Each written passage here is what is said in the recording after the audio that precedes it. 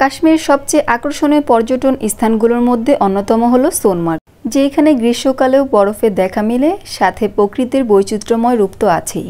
আসসালামু আলাইকুম। আজকে সারাদিন আমরা সোনমার্গে কি করলাম সবকিছু শেয়ার করব এই ভিডিওতে। আশা করছি ভিডিওটা আপনাদের ভালো লাগবে।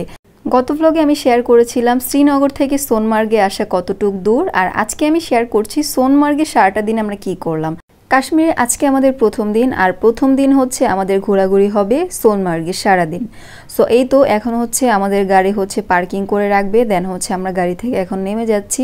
আর এইখানে নেমে দেখি যে সবাই বার্গেনিং করতেছে। আসলে কাশ্মীর এরকম একটা দেশ যেখানে হচ্ছে স্ক্যামটা বেশি হয়। সতর্ক থাকবেন আপনারা সব কিছুর দিক দিয়ে। যদি ভাষা পারেন তাহলে কোনোই প্রবলেম নাই, তবে আপনাদেরকে চাইবে অনেক ঠকানোর জন্য। সো এইদিকে হচ্ছে আমরা বোট জুতা খুঁজতেছিলাম নেমেই অনেক, কারণ আমাদের পায়ে যে জুতাগুলা ছিল এই জুতা পরে আমরা বরফে উঠলে জুতাগুলা পুরোপুরি শেষ হয়ে যাবে। এইখানে সব জায়গায় জুতার প্রাইস যাচ্ছিল 100 রুপি করে, তবে আমরা বার্গেনিং করে একটা দোকানে পেয়েছি 50 রুপি করে। এর আগে যতটা দোকানে আমরা দেখেছি কোনোটা দোকানে হচ্ছে 50 রুপি দিতে চাচ্ছিল না। ওরা বলতেছিল আপনারা কখনোই 50 রুপিতে জুতা পাবেন না, কেউই দিবে না, আপনারা ঘুরতেও পারবেন না। তারপর দেখি যে না, লাস্টে আমরা 50 রুপিতেই 14 জন আমরা নিয়েছি, 14 জোড়া জুতা। সেরপর এই তো আমরা হচ্ছে এখন এই রাস্তাটা দিয়ে পার হয়ে ওই পারে যাচ্ছি, কারণ এইখানে যে এই রাস্তাটা খোলা ওইটা হচ্ছে আরও অনেক সামনে, বাট আমাদের গাড়ি যেহেতু এখানে নামাইছে, সো আমরা এইখান দিয়ে হচ্ছে পার হয়ে যাচ্ছি। আমি বলবো যে আপনারা যেই দেশেই ঘুরতে যান না কেন, বিশেষ করে ইন্ডিয়া বা কাশ্মীর আসেন না কেন, আপনাদের বার্গেনিং স্কিলটা ভালো হতে হবে। তাছাড়া প্রতিটা জায়গায় আপনি স্ক্যামের শিকার হবেন। আমার এই কথা বলার কারণটা হচ্ছে আগামী ব্লগে আপনারা দেখতে পারবেন যে আমাদের সাথে কত স্ক্যাম হতে যাচ্ছিল, বাট হয় নাই, কারণ আমাদের গ্রুপের অনেক ইন্টেলিজেন্ট মানুষ ছিল, যার কারণে হয় নাই আলহামদুলিল্লাহ। সো আমরা ভিতরে ঢুকে হচ্ছে আগে বসে গেলাম ম্যাগি খাওয়ার জন্য, কারণ ভাবলাম যে উপরে আমরা উঠবো ট্রেকিং করে, সো ক্ষুধা লেগে যাবে, যার কারণে আমরা এখানে প্ল্যান করলাম যে আমরা একটু ম্যাগি খেয়ে দেন হচ্ছে উপরে উঠবো। এখানে ম্যাগির দাম ছিল 50 রুপি করে, 60 রুপি করে চেয়েছে, আমরা 10 রুপি করে কমিয়ে 50 রুপি করে নিয়েছি 4 প্লেট। আর ম্যাগিটা খুবই মজা ছিল। এখানে চাও হচ্ছিল, চার কালারটা খুবই ভালো ছিল। আর ম্যাগি যে বানাচ্ছিল ভাইয়াটা, তাকে আমি জিজ্ঞাসা করতেছিলাম যে এখানে মোমো পাওয়া যায় না, বললো যে না, একটা দোকানে আছে, তবে সেটাও শেষ হয়ে গেছে, ব্যাড লাক। আর এখানে হচ্ছে একজন কাশ্মীরি 3 পিস নিয়ে আসছে বেচার জন্য, আমাদের সাথে অনেক জোরাজুরি করেছে নেওয়ার জন্য, তবে আমরা কেউই নেই, কারণ এইগুলো অত ভালো ছিল না এমব্রয়ডারি কাজগুলো। আর এই যে পিছে দেখেন একটা মহিলা পড়ে গেছে চেয়ারের থেকে, কারণ হচ্ছে বরফের উপরে চেয়ার, বরফের পায়াটা যে আছে ওটা হচ্ছে নিচে ঢুকে যায়। যে এখন হচ্ছে অয়নের পালা, অয়ন 2 বার পড়ে গেছিল, একদম নিচে পড়ে গেছে বলতে আর কি, চেয়ারের যে পায়াটা আছে ওইটা নিচে চলে যায় আর হচ্ছে উবুধ হয়ে পড়ে গেছে, এই অবস্থা।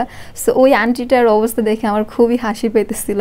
যাই হোক, এখন হচ্ছে ম্যাগি খাওয়ার পালা, আর তর্স হয়েছিল না, আমার তো অনেক ক্ষুধা লাগছিল, আর গরম গরম যেহেতু ছিল। তবে সোনমার্গে এসে কিন্তু আমরা অতটা ঠান্ডা ফিল করতে পারি নাই।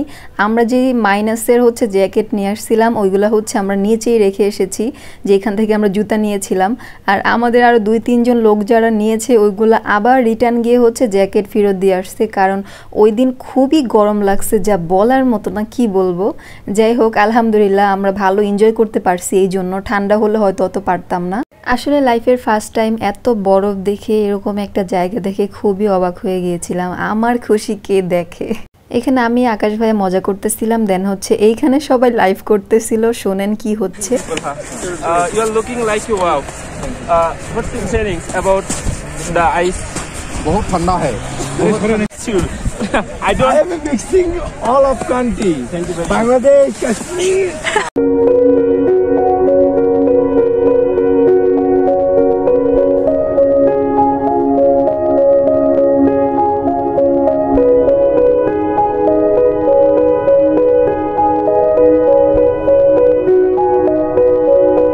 এতক্ষণ পর এখন হচ্ছে একটা মজার খেলা হচ্ছে, সেটা হচ্ছে বরফ ছোড়াছড়ি সবার দিকে সবাই।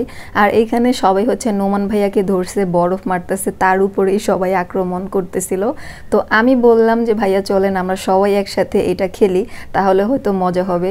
তবে এটাই সত্যি ছিল, সোনমার্গে আমাদের এই বরফ ছোড়াছড়িটাই সবচেয়ে স্মরণীয় হয়ে থাকবে। সবাই একসাথে ছিলাম, বাকি 2-1 জন হচ্ছে অন্য সাইডে চলে গিয়েছিল ওরা, তবে আমরা খুবই এনজয় করেছি আলহামদুলিল্লাহ।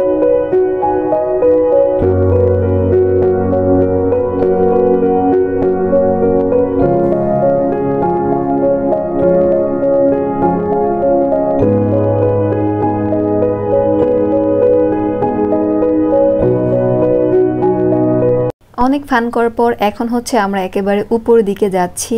আর উপর ট্রেকিং করাটা খুবই কষ্ট, কারণ বরফ যেহেতু, যতই আমরা বোট জুতা পরি না কেন পা একদম ঢুকে যাচ্ছিল, আর জুতার মধ্যে গিয়ে হচ্ছে বরফ ঢুকে যাচ্ছিল, এরকম একটা অবস্থা। তারপর আমাদের খুবই গরম লাগতেছিল। এই যে দেখেন অয়ন হচ্ছে জ্যাকেট খুলে ফেলছে, মাথার টুপি খুলে ফেলছে।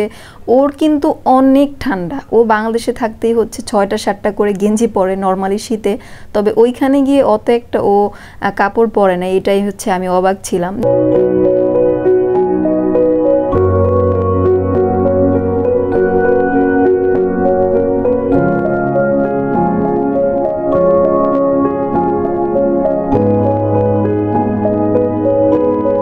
দেন এখানে আমাদের ফটো সেশন হচ্ছিল সবাই একসাথে। এরপর আমরা হচ্ছে নিচে নামবো। এখন অনেক আনন্দ করেছি আলহামদুলিল্লাহ সব কিছুর জন্য। সো এখন হচ্ছে নিচে নামার পালা। নিচে নামতে অত একটা প্রবলেম হয় নাই, উঠতে যতটা প্রবলেম হয়েছে। আর হ্যাঁ, অনেকেই আছে হচ্ছে উপরে উঠতে পারে না বা নিচে নামতে পারে না হেঁটে, যারা মুরব্বি আছে বা বাচ্চারা আছে তাদের জন্য এখানে অনেক গাড়ি আছে কাঠের আর হচ্ছে কারেন্টের, ওইগুলো হচ্ছে আপনারা উঠতে পারেন বা নামতে পারেন। ওগুলোর বেশি দাম না, আপনারা বার্গেনিং করলে 50 রুপি থেকে শুরু করে 100-150।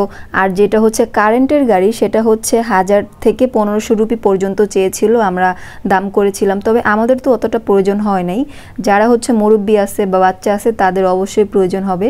সো তাদেরকে অনেক গাড়ি হচ্ছে উঠাচ্ছিল নামাচ্ছিল, দেখতেছিলাম আমরা। এখন হচ্ছে আমরা নামতেছিলাম, আর এই রাস্তাটা খুবই খারাপ ছিল, এখানে অনেক বড় একটা পাথর ছিল, সো অনেক কেয়ারফুলি নামতে হয়েছে। দেন হচ্ছে এখন আমরা গাড়িতে উঠে পড়বো।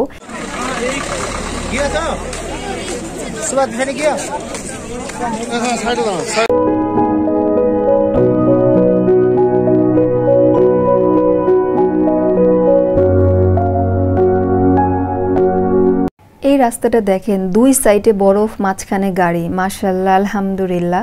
সো আমরা হচ্ছে কিছুক্ষণ ড্রাইভ করার পর এই জায়গাটা এসে নেমেছি।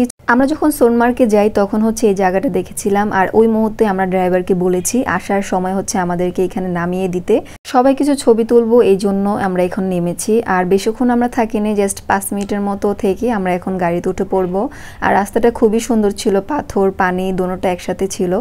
দেন হচ্ছে বিকাল টাইমে আমরা হচ্ছে একটা বাজারে নামি। আমরা ড্রাইভারকে বলেছিলাম যে এখানে ফুডস পাওয়া যাবে বা খাবারের কিছু পাওয়া যাবে, ওইখানে আমাদেরকে নামাতে, কারণ আমাদের অনেক ক্ষুধা লেগেছিল যার আমরা রোজা রাখিনি। সো এইখানে আমরা হচ্ছে ফল দেখতেছিলাম। এই যে এটা হচ্ছে স্টোর করা আপেল, যখন আপেল সিজন হয় না তখন হচ্ছে এই আপেলগুলো তারা বিক্রি করে। আর আমরা যেহেতু মার্চে গিয়েছিলাম তো ওই সময় হচ্ছে আপেলের সিজন ছিল না, এগুলাই হচ্ছে ফ্রোজেন করা আপেল তারা বিক্রি করে। তবু এত একটা ভালো ছিল না, যার জন্য নেই। আমরা এখানে কলা দেখতেছিলাম, কলার পার পিস চাচ্ছিল 10 রুপি করে। আর এইখানে হচ্ছে সবাই এসেছে দেখার জন্য যে এখানের বাজারগুলা কেমন, খুবই সুন্দর ছিল।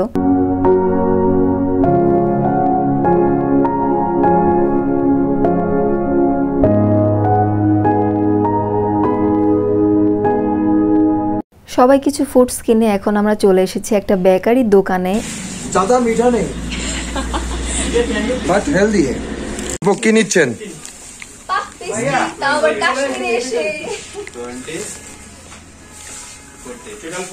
নাকি আপনারা? হ্যাঁ দেখছি। এই সবটা দেখা হইতেছে। They're from Bangladesh. নিচে ডালার মতো সাজানো চকলেট। এই বেকারিটার নাম ছিল হচ্ছে মেহবুব বেকারি। আপনার সোনমার্গে যাওয়ার সময় বা আসার সময় এই দোকানটা ভিজিট করতে পারেন, এখানে অনেক টাইপের মিষ্টি ছিল। কাশ্মীরে এসে 100 টাকা কেজি আঙ্গুর খাচ্ছি আলহামদুলিল্লাহ। এই যে এখানে হচ্ছে আঙ্গুর ফল 60 টাকার নিচে, হাফ কেজির বেশি। এটা হচ্ছে কলা 4 পিস 40 রুপি। আর এখানে ছিল পাফ পেস্ট্রি, ওই যে ওই বেকারিটা থেকে নিয়েছিলাম। এগুলোর দাম ছিল পার পিস 10 রুপি করে, খুবই কম দাম ছিল।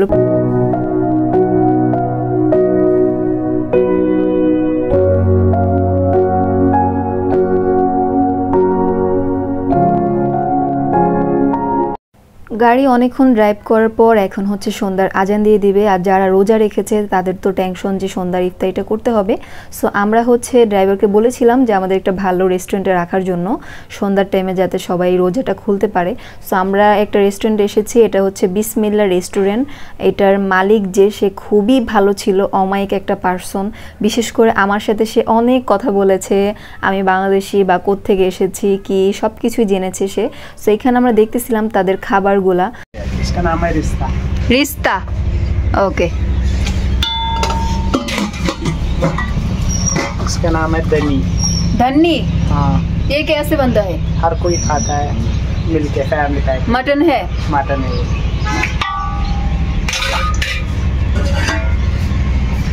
ये है गुस्तावा।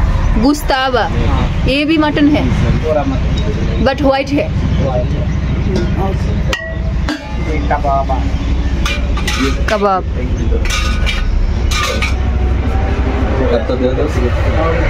আর এখানে যে সাদা শরবত দেখতে পাচ্ছেন, এটা হচ্ছে কাশ্মীরে রোজার সময় হচ্ছে এটা তারা খায়, এটা দিয়ে হচ্ছে তারা ইফতারি খোলে। সো এটা আমাকে দিচ্ছিল ট্রাই করার জন্য যে কেমন তারা বানায়। এই শরবতটা নাকি তার মার হাতের বানানো, আমাকে বলতেছিল। এই শরবতটা তৈরি করা হয়েছে দুধ, চিয়া সিড আর হচ্ছে নারিকেল ছিল। সে বলতেছিল যে আমার মার জন্য দোয়া করো। আমি বললাম অবশ্যই, কেন করব না। আর শরবতটা অনেক মজার ছিল। আজকের ভিডিওটা আমি এখানেই শেষ করছি। দেখা হচ্ছে নেক্সট ব্লগে। আমার ভিডিওটি যদি ভালো লেগে থাকে আপনাদের অবশ্যই চ্যানেলটাকে সাবস্ক্রাইব করে দিবেন, আমার পাশেই থাকবেন। দেখা হচ্ছে নেক্সট ব্লগে। Thanks for watching. আসসালামু আলাইকুম।